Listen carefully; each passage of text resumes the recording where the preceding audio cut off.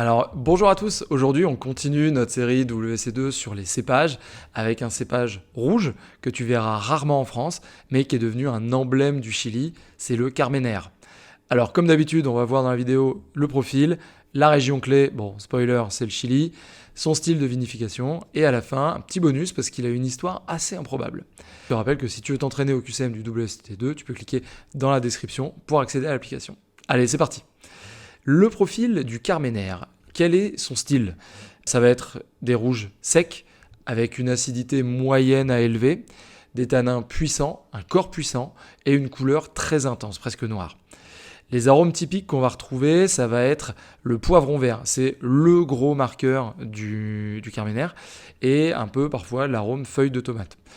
À maturité, il va aller plutôt vers des fruits noirs frais comme la mûre. Et si on rajoute de l'élevage, il peut très bien aller vers du chocolat, voire du café. Maintenant, sur les régions, où est-ce qu'on va le retrouver? En fait, c'est simple pour retenir, c'est que le Carmener, c'est le Chili. Et globalement, là où il fait chaud. C'est le pays qui a fait renaître ce cépage, qui a aujourd'hui disparu en Europe. Donc si on doit retenir une région pour le Wine 2, c'est la vallée centrale du Chili. Alors maintenant, en termes de vinification, comment on va le travailler? En fait, il est souvent élevé en fût de chêne pour arrondir ses tanins, ajouter des notes de vanille et de chocolat. Et on va souvent l'avoir en monocépage, mais quand même souvent assemblé avec du Cabernet Sauvignon ou du Merlot, sur lesquels on a fait des vidéos aussi. Maintenant, petit bonus pour les amateurs d'histoire. En fait, le Carmener, initialement, c'est un cépage bordelais et qu'on croyait disparu après le phylloxéra au 19e siècle.